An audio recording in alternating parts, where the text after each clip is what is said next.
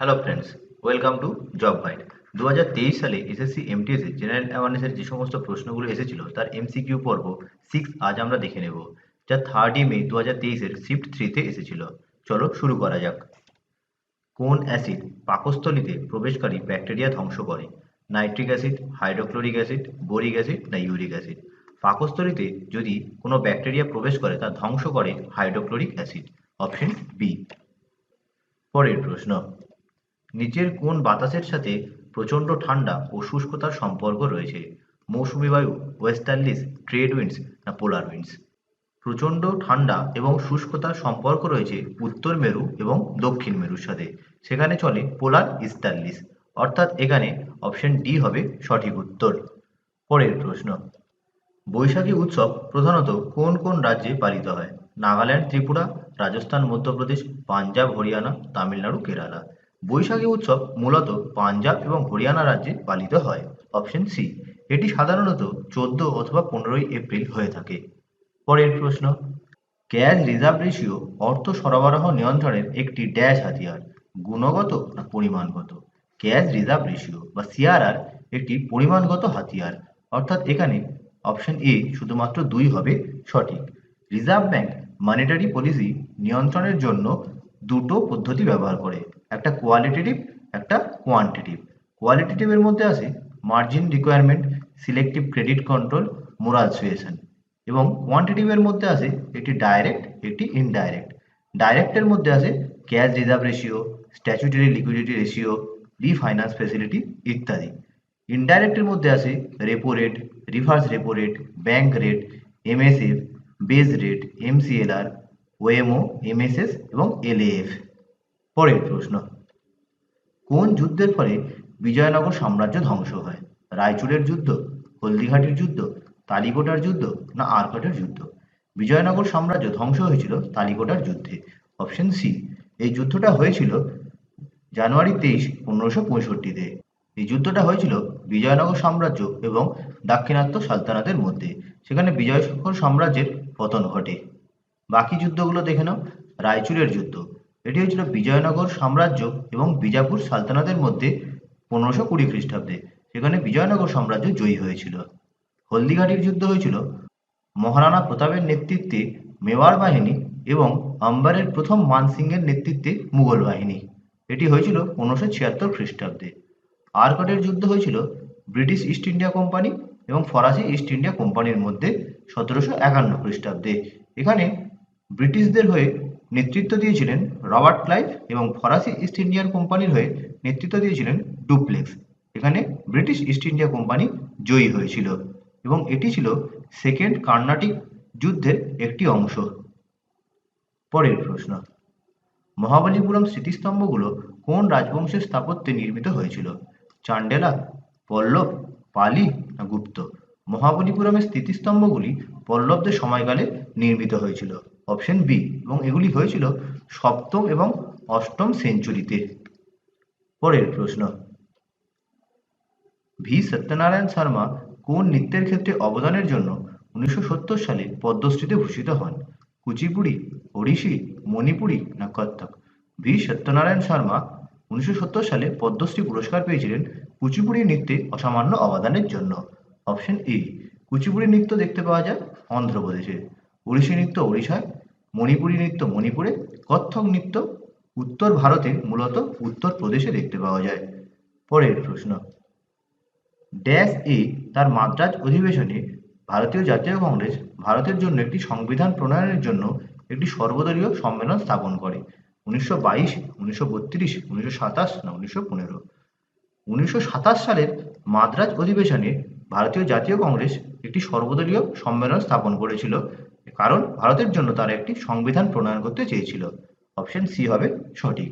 1927 সালের মাদ্রাজ অধিবেশন আরেকটি কারণের জন্য বিখ্যাত, তা হলো সাইমন কমিশনের প্রতিবাদ করা, অর্থাৎ বয়কট সাইমন কমিশন। পরের প্রশ্ন, 2011 সালের আদমশুমারি অনুসারে কোন কেন্দ্রশাসিত অঞ্চলে 2001 থেকে 2011 10 বছরের মধ্যে জনসংখ্যা বৃদ্ধির হার সবচেয়ে বেশি? দিল্লি এনসিটি, লাক্ষাদ্বীপ, দাদরা নগর হাভেলি না চণ্ডীগড়? 2011 সালের সেন্সাস অনুযায়ী 2001 থেকে 2011-র মধ্যে এই 10 বছরে জনসংখ্যার বৃদ্ধি সবথেকে বেশি হয়েছিল দাদরা ও নগর হাভেলিতে। Option C.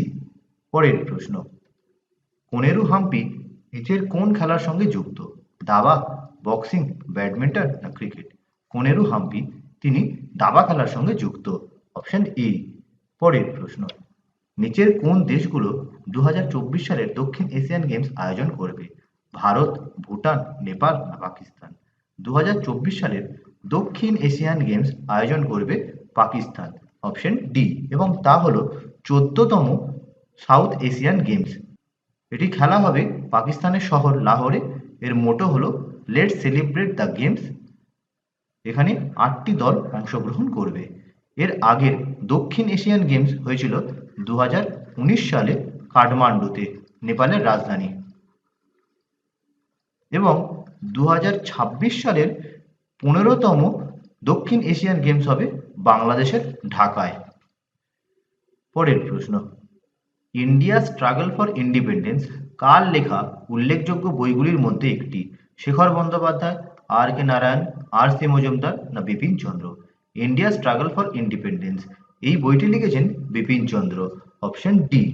পরের প্রশ্ন, আন্তঃরাজ্য পরিষদ ভারতের প্রধানমন্ত্রী কর্তৃক মনোনীত কেন্দ্রীয় মন্ত্রিপরিষদে মন্ত্রিপরিষদের পদমর্যাদার কতজন মন্ত্রীদের নিয়ে গঠিত? 6 জন, 2 জন, 10 জন না 4 জন? আন্তঃরাজ্য পরিষদ অর্থাৎ ইন্টার স্টেট কাউন্সিল, এটি রয়েছে আর্টিকেল 263-তে এবং এটি একটি কনস্টিটিউশনাল অর্গানাইজেশন বা সাংবিধানিক সংস্থা। সেখানে নিম্নলিখিত সদস্যগণ রয়েছে। চেয়ারম্যান হিসেবে থাকেন প্রধানমন্ত্রী। এছাড়া থাকেন সব রাজ্যের মুখ্যমন্ত্রীরা। যে সমস্ত কেন্দ্রশাসিত অঞ্চলে বিধানসভা রয়েছে যেমন দিল্লি এবং পুদুচেরি, সেই সব কেন্দ্রশাসিত অঞ্চলের মুখ্যমন্ত্রী।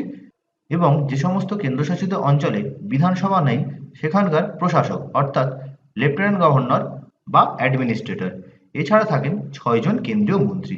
এখানে জানতে চেয়েছিল মন্ত্রিপরিষদ পদমর্যাদার কতজন মন্ত্রীদের নিয়ে গঠিত? উত্তর হবে 6 জন, অর্থাৎ 6 জন কেন্দ্রীয় মন্ত্রী থাকে। Option A. পরের প্রশ্ন, শরণ সিং কমিটির সুপারিশের ভিত্তিতে কততম সাংবিধানিক সংশোধনী আইন 1976 দ্বারা সংবিধানের পার্ট 4A-তে মৌলিক কর্তব্যগুলি অন্তর্ভুক্ত করা হয়েছিল? 42তম, 47তম, 35তম না 51তম? 1976 সালের 42তম কনস্টিটিউশনাল অ্যামেন্ডমেন্ট অ্যাক্টে পার্ট 4A-তে 10টি মৌলিক কর্তব্যকে অন্তর্ভুক্ত করা হয়। এখানে অপশন এ হবে সঠিক। পরবর্তীকালে 86তম কনস্টিটিউশনাল অ্যামেন্ডমেন্ট অ্যাক্ট যা 2002 সালে পাস হয়েছিল, সেখানে আরও একটি কি মৌলিক কর্তব্যকে ঢোকানো হয়। বর্তমানে মৌলিক কর্তব্যের সংখ্যা 11টি। পরের প্রশ্ন, নেপাল ভারতের নিচের কোন রাজ্যের সাথে তার সীমানা ভাগ করে না? সিকিম, বিহার, পশ্চিমবঙ্গ, মণিপুর? নেপাল সীমানা ভাগ করে না মণিপুরের সাথে। Option D.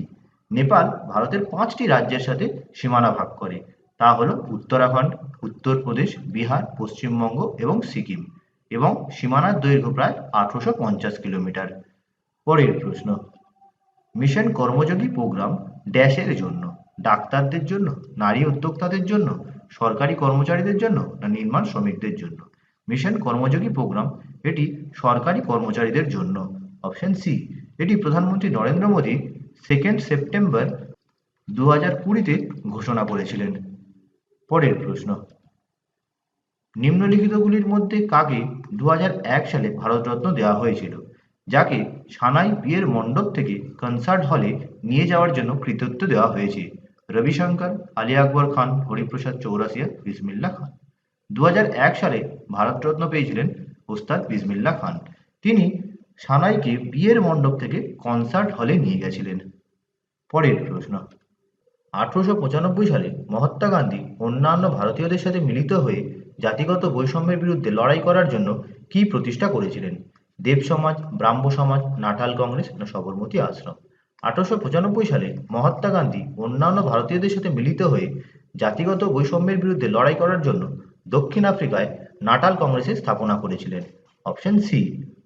দেব সমাজ এটি গঠন করেছিলেন পণ্ডিত শিবনারায়ণ অগ্নিহোত্রী লাহোরে 1887 খ্রিস্টাব্দে।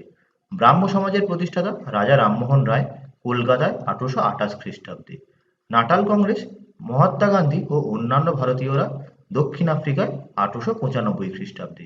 সবরমতী আশ্রম মহাত্মা গান্ধী স্থাপনা করেছিলেন গুজরাটে 1915 খ্রিস্টাব্দে। পরের প্রশ্ন, পদ্মা সুব্রমণিয়াম নিচের কোন নৃত্যশৈলীর একজন পরিচিত নৃত্যশিল্পী? ভরতনাট্যম, মণিপুরী, ওড়িশি না কুচিপুড়ি? পদ্মা সুব্রমণিয়াম তিনি ভরতনাট্যম নৃত্যের একজন সুপরিচিত শিল্পী। Option A.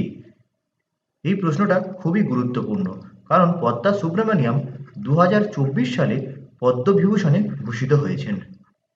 এর আগে তিনি 2003 সালে পদ্মভূষণ পেয়েছিলেন এবং 1981-তে পদ্মশ্রী পুরস্কার পেয়েছিলেন। পরের প্রশ্ন, ফার্ন কোন উদ্ভিদ গ্রুপের উদাহরণ? ফ্যানেরোগোমাস, ব্রায়োফাইটা, টেরিডোফাইটা না থ্যালোফাইটা? ফার্ন হলো টেরিডোফাইটা গ্রুপের উদাহরণ। Option C.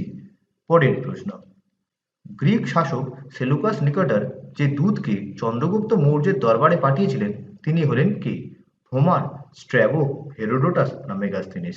গ্রিক শাসক সেলুকাস নিকেটর চন্দ্রগুপ্ত মৌর্যের দরবারে পাঠিয়েছিলেন মেগাস্থেনিসকে। Option D.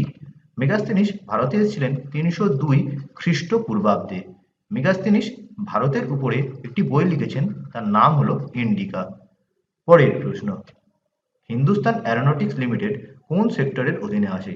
সমবায় খাত, বেসরকারি খাত, বিদেশি খাত না সরকারি খাত? হিন্দুস্তান অ্যারোনটিক্স লিমিটেড এটি হলো সরকারি খাতের একটি শিল্প। Option D. এর স্থাপনা হয়েছিল 1940 খ্রিস্টাব্দে এবং এর হেডকোয়ার্টার ভারতের কর্ণাটকের বেঙ্গালুরুতে অবস্থিত। পরের প্রশ্ন, নিউটনের গতির প্রথম সূত্রটি ড্যাশ নামেও পরিচিত? মাত্রার সূত্র, প্রতিক্রিয়ার সূত্র, জড়তার সূত্র না ভরের সূত্র? নিউটনের গতির প্রথম সূত্রটি হলো বাইরে থেকে বল প্রয়োগ না করলে স্থির বস্তু চিরকাল স্থির থাকবে এবং এবং সমানভাবে গতিশীল বস্তু চিরকাল চলতে থাকবে। এর থেকে আমরা জড়তার সূত্রের পরিচয় পাই, অর্থাৎ নিউটনের গতির প্রথম সূত্র জড়তার সূত্র নামেও পরিচিত। Option C. পরের প্রশ্ন, কোন নদীটি ভারতের উপদ্বীপে তৃতীয় বৃহত্তম এবং উড়িষ্যা রাজ্যের বৃহত্তম নদী? গোদাবরী, মহানদী, কৃষ্ণা না নর্মদা? ভারতীয় উপদ্বীপ অর্থাৎ পেনিনসুলার ইন্ডিয়ার তৃতীয় বৃহত্তম এবং উড়িষ্যা রাজ্যের বৃহত্তম নদী হল মহানদী। Option B. এর দৈর্ঘ্য হল প্রায় 851 কিলোমিটার। এর উৎপত্তি হয় ছত্তিশগড় থেকে এবং এটি বঙ্গোপসাগরে পতিত হয়। তাহলে আজ এই পর্যন্তই, দেখা হবে পরের ভিডিওতে। ভিডিওটি কেমন লাগলো অবশ্যই জানিও, ভালো লাগলে লাইক করো, শেয়ার করো এবং পরবর্তী আপডেটের জন্য চ্যানেলটিকে সাবস্ক্রাইব করতে ভুলো না।